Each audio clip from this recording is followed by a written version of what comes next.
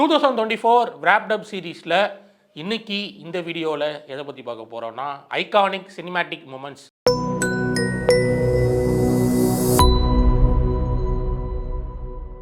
அதாவது இந்த வருஷம் பல படங்கள் ரிலீஸ் ஆச்சு. அதில் பல படங்களில் இதுதான்டா சினிமா அப்படின்ற மாதிரியான ஒரு மொமெண்ட்டுகள் வந்து நடந்தது. ஸோ அந்த மொமெண்ட்டுகளில் நமக்கு ரொம்ப பிடித்தமான மொமெண்ட்டுகளை எடுத்து வச்சு ஒரு லிஸ்ட்டை ரெடி பண்ணியிருக்கிறோம். அந்த லிஸ்ட்டை பற்றி பேச போகிற வீடியோ தான் இந்த video. So without getting delay, let's get into the video. இதில் ஃபஸ்ட்டு இந்த வருஷத்தில் நம்ம பார்த்த முதல் கிரேட் சினிமாட்டிக் மூமெண்ட் வந்து கருடன் படத்தோட இன்ட்ரோல் பிளாக்கு. ஆக்சுவலாக சூரி வந்து விடுதலை படத்துலேயே ஒரு கேரக்டர் ஆர்டிஸ்ட்டாக ஏறத்தாழ ஒரு ஹீரோவாகவே உருவெடுத்துட்டாரு. அதில் அவரோட இன்னசென்ஸை வேறு மாதிரி போர்ட்ரே பண்ணி அந்த இன்னசென்ஸ்க்குள்ளே இருக்கிற ஒரு ஹீரோயிசம் வெளியே கொண்டு வந்திருப்பார் வெற்றிமாறன். அந்த படத்தில் வெற்றிமாறன் ஹீரோயிசத்தை ஹேண்டில் பண்ண விதமே எனக்கு ரொம்ப பிடிக்கும். அதுக்கடுத்து கருடன் படத்தில் அதே சூரியோட இன்னசென்ஸை ஒரு கமர்ஷியல் ஹீரோவாக ஆகிற ஒரு மோடுக்கு கொண்டு வந்து வச்சுருப்பார் துரை செந்தில்குமார். எப்படி சொல்கிறேன்னா, எப்போயுமே தமிழ் சினிமாவில் ஒரு இன்னசென்ட்டாக இருக்கிற ஒரு கேரக்டர் டக்குன்னு ஒரு ஹீரோயிக்கான ஒரு மொமெண்ட் பண்ணுறப்போ அது ஆடியன்ஸ் கிட்ட ரொம்ப நல்லா ஒர்க் அவுட் ஆகும். ஆடியன்ஸோட கத்தார்சிஸ் வந்து அப்போது சூப்பராக இருக்கும் அப்படி ஒரு கேரக்டர் வந்து ஸ்க்ரீனில் பார்க்குறப்போ. ஸோ அதை ரொம்ப தெளிவாக சூரியை வச்சு சூரியோட இமேஜை வச்சு பண்ணியிருந்த ஒரு படமாக கருடன் படத்தை பார்க்க முடிஞ்சுது. அதில் குறிப்பாக இன்ட்ரோல் பார்க்க அவர் ஒரு காட்லி மோடுக்கு போய் ஒருத்தரை வதம் பண்ணுவார். ஆக்சுவலாக அந்த மோடில் சூரி ரொம்ப பிரமாதமாக பர்ஃபார்ம் பண்ணியிருந்தார். அந்த சீனோட மியூசிக், சினிமோட்டோகிராஃபி எல்லாம் சேர்ந்து அந்த ஒரு சினிமாட்டிக் மொமெண்ட்டை அந்த இன்ட்ரோல் பிளாக்கில் பயங்கரமாக கொடுத்துருச்சு. அண்ட் அந்த மொமெண்ட்டை நமக்கு டக்குன்னு அவருக்கு ஒரு சாமி வருது, அவர் ஆவேசமாக ஆடுறாருன்ற மாதிரி காட்டாமல் அதுக்கு முன்னாடியே செக் ஆஃப் கன்னு சொல்லுவாங்களா, அந்த மாதிரி முன்னாடியே ஒரு பாட்டில் சின்னதாக ஒரு இடத்துல வந்து சூரி இந்த மாதிரி சாமி வந்து ஆடுவாருன்ற மாதிரி நமக்கு இன்ட்ரடியூஸ் பண்ணியிருப்பாங்க. அதுக்கடுத்து இப்படி ஒரு பெரிய ஒரு மொமெண்ட்டாக அதை வந்து வச்சது ரொம்ப சர்ப்ரைசிங்காகவும் இருந்துச்சு. ரொம்ப சூப்பராக ஒர்க் அவுட்டும் ஆச்சு. அடுத்த மொமெண்ட் லவ்வர் படத்தில் ஒரு மொமெண்ட் எனக்கு ரொம்ப பிடிச்சிருந்தது. என்னன்னா, அதில் திவ்யாங்கிற கேரக்டர், அதாவது ஹீரோயின் கேரக்டர் வந்து ஹீரோ கிட்ட உங்கள் அம்மாட்ட போய் இதை கேட்பியா அப்படின்னு சொல்லி ஒரு இடத்துல ஒன்று கேட்பாங்க. அந்த மொமெண்ட் வந்து ஆக்சுவலாக ரொம்ப சூப்பராக ஒர்க் அவுட் ஆச்சு தேட்டரில். அது ஒரு சூப்பரான மூமெண்ட்டும் கூட. அது இந்த படத்தில் எனக்கு இன்னொரு மூமெண்ட்டும் ரொம்ப பிடிச்சிருந்தது. இதில் ஹீரோவோட அம்மாவே வந்து ஒரு டொமஸ்டிக் அபியூஸை பார்க்குற ஒரு டாக்ஸிக் ரிலேஷன்ஷிப்பில் இருக்கிற ஒரு அம்மா தான். ஒரு தப்பான ஒரு மேரேஜில் வந்து இருப்பாங்க அவங்க. ஸோ அவங்க தன்னோட பையன் வந்து ஒரு டாக்ஸிக் பாய் ஃப்ரெண்டாக தான் இருப்பான். அவனால் பாதிக்கப்பட்ட அந்த பொண்ணுக்கிட்ட அவங்க அம்மா பேசுவாங்க. ஸோ இவங்க ரெண்டு பேருமே விக்டிம். ஆக்சுவலாக திவ்யாவும் விக்டிம், அருணோட அம்மாவும் விக்டிம். இந்த ரெண்டு விக்டிமும் ஃபோனில் பேசிக்கிற மாதிரியான ஒரு காட்சி இருக்கும். அதுவுமே ரொம்ப சூப்பராக எழுதப்பட்டிருந்த ஒரு காட்சி அண்டு ரொம்ப சூப்பராக ஒர்க் அவுட் ஆச்சு. அடுத்த மொமெண்ட் லப்பர் பந்து படத்தில் கெத்தோட ரீஎன்ட்ரி. ஆக்சுவலாக இந்த வருஷம் பல பேர் ஸ்டேட்டஸில் வச்ச ஒரு மொமெண்ட்டாக அது இருக்குன்னு நினைக்கிறேன். ஏன்னா தேட்டரில் அவ்வளோ பெருசாக ஒர்க் அவுட் ஆச்சு. ஆக்சுவலாக அந்த மொமெண்ட் தான் அந்த படத்துக்கே ஒரு பெரிய புல்லுன்னு சொல்லலாம். நம்ம அந்த கெத்துங்கிற கேரக்டருக்கு மட்டும் இல்லை, நம்ம அத்தக்கிட்டி தினேஷ்கே வந்து அது ஒரு பெரிய ரீஎன்ட்ரி மொமெண்ட்டாக அமைஞ்சுது. அண்ட் இதில் வந்து எது ஸ்பெஷலான விஷயம் பார்க்குறேன்னா, கண்டிப்பாக இது நடக்க போகுதுங்கிறது நமக்கு தெரியும். கண்டிப்பாக அவர் மறுபடியும் இந்த பாட்டை போட்டு நடந்து வர போகிறாருங்கிறது. பட் இருந்தாலும் அந்த மொமெண்ட்டில் வந்து அது ரொம்ப சூப்பராக இருந்தது. லைக் அவர் செஞ்சுரி அடிக்க போகிற நேரத்தில் கூட கடைசி நேரத்தில் அந்த ஒரு விக்கெட்டை கொடுத்து பவுலர் கிட்ட இருந்து அந்த சந்தோஷத்தை பார்த்ததுக்கப்புறமா தான் அவர் மறுபடியும் ரீஎன்ட்ரி கொடுத்ததா உணர்வார். ஸோ அந்த இடத்துலேயே அந்த கேரக்டரை கரெக்டாக போர்ட்ரே பண்ண ஒரு விதம் இருக்குல்ல, அது ரொம்ப சூப்பராக இருந்தது. அடுத்தது மகாராஜா படத்தோட கிளைமேக்ஸ் ஷாட்டு. ஆக்சுவலாக அந்த ஷாட்டு அந்த படம் ரிலீஸ் ஆனப்போ பலரால் வந்து கொண்டாடப்பட்ட ஒரு ஷாட் அது. அந்த அவர் கீழே விழுந்து, அதாவது அனுராக் கஷ்யப் வந்து கீழே விழுந்து அவரோட ரத்தம் அந்த மண்ணில் அந்த குழந்தையோட பாதம் பட்ட இடத்துல வந்து சேர்ற ஒரு இடம் இருக்குல்ல. ஆக்சுவலாக அது ரொம்ப பியூட்டிஃபுல்லான ஒரு ஷாட் அது. ஆனால் அந்த கிளைமேக்ஸ் சீன் எல்லாருக்குமே ரொம்ப பெரிய ஒரு ஷாக் வேல்யூ கொடுத்த ஒரு சீன் தான். பட் இருந்தாலும் சினிமாட்டிக் மொமெண்ட்டாக பார்க்குறப்போ எனக்கு அந்த ஷாட் வந்து ரொம்ப சூப்பராக ஒர்க் அவுட் ஆகிருந்தது.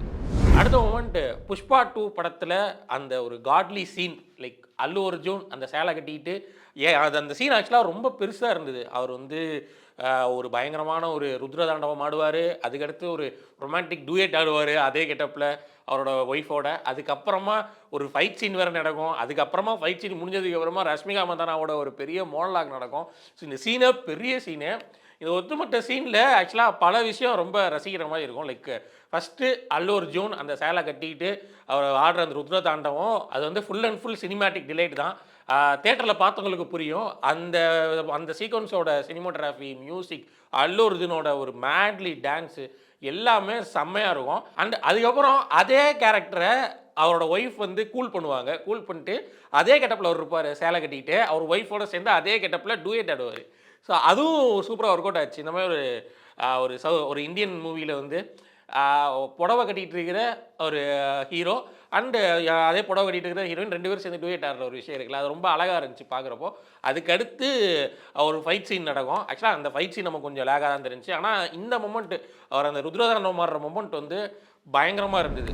அடுத்த மொமெண்ட்டு சூரி ரேஜின் கொட்டுக்காளி. ஆக்சுவலாக இந்த கொட்டுக்காளி படத்தை வந்து இதுக்கு முன்னாடி அவங்க நிறையா ஃபிலிம் ஃபெஸ்டிவலில் ஸ்க்ரீன் பண்ணிட்டாங்க. பட் இருந்தாலும் நமக்கு தேட்டரில் ரிலீஸ் பண்ணாங்க. ஆக்சுவலாக அது ஒரு நல்ல மூவ் நினைக்கிறேன். இந்த மாதிரியான படம், இந்த மாதிரியான ஒரு ஃபிலிம் லாங்குவேஜ் கொண்ட ஒரு படத்தை நம்ம ஆடியன்ஸுக்கு பழக்கப்படுத்துறது, ஒரு மெயின் ஸ்ட்ரீம் ஆடியன்ஸுக்கு பழக்கப்படுத்துறது ரொம்ப ஆரோக்கியமான விஷயம்னு நினைக்கிறேன். அந்த படத்தில் ஆரம்பத்துலேருந்து ஒரு விஷயம் ரொம்ப அந்த படத்தோட கதையே வந்து ரொம்ப தின்னாக தான் இருக்கும். ஆனால் அது அவங்க சொல்கிற விதம் இருக்குல்ல, அது ரொம்ப சூப்பராக இருக்கும்.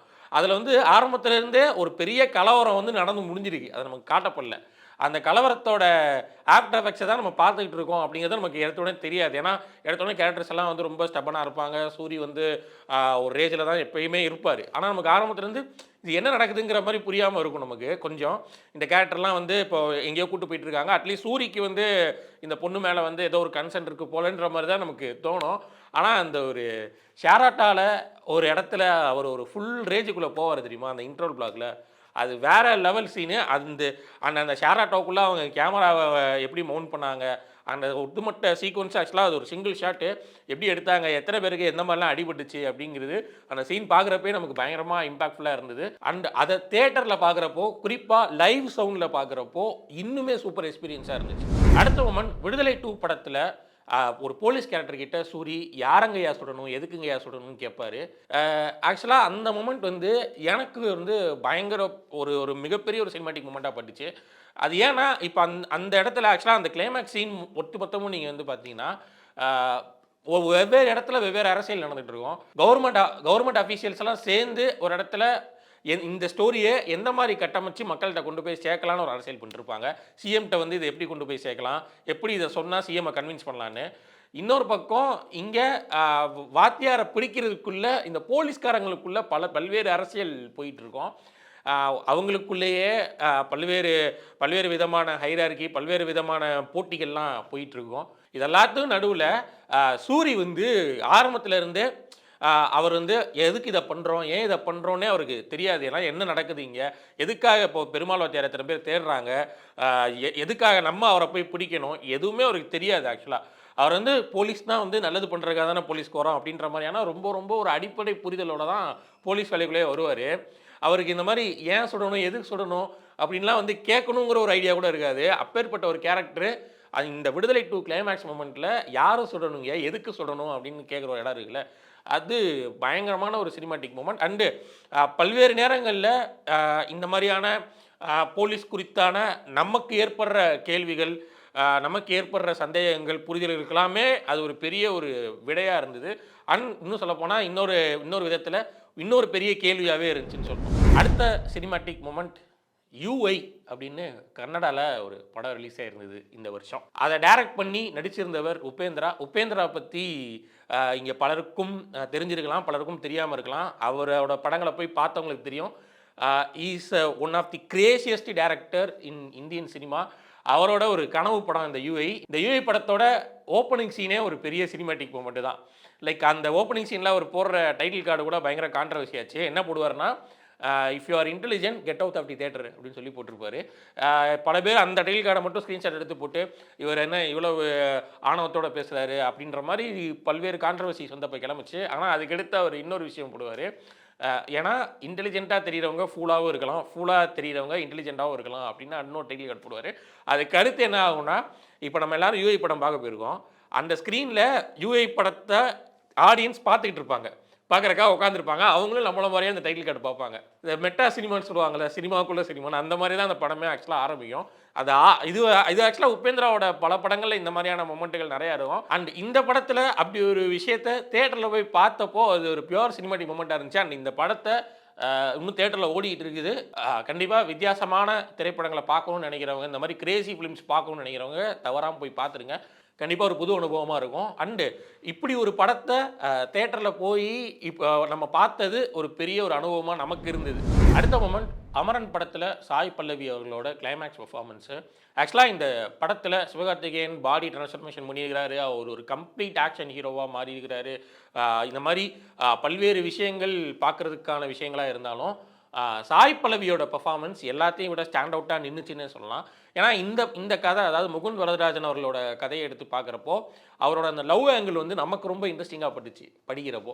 அதாவது இந்து ரெபேக்கா வர்கீஸ் கேரக்டரோட அந்த வில் பவர் அண்டு அவங்க 2 பேருக்கு இடையான அந்த காதல் காட்சிகள் இருக்குல்ல, அந்த காதல் கதையே வந்து ரொம்ப இன்ட்ரெஸ்டிங்காக இருந்தது படிக்கிறப்பயே. அதை கூடுமான அளவுக்கு அப்படியே போர்ட்ரே பண்ணியிருந்தாங்க சாய் பல்லவி. குறிப்பாக கிளைமேக்ஸ் சீனில் ஆக்சுவலாக இந்த விஷயம் நடந்ததுக்கு அப்புறமா கிளைமேக்ஸ்லாம் அவங்க அழுகக்கூடாது. அதுக்கு முன்னாடி இந்த நியூஸ் கேட்டதப்போ அவங்களோட ரியாக்ஷன் என்னவாக இருந்திருக்கும் அப்படிங்கிறத சாய் பல்லவி போர்ட்ரே பண்ண விதம் இருக்குல்ல, அது ரொம்ப மெச்சோர்டாக ரொம்ப சூப்பராக இருந்தது.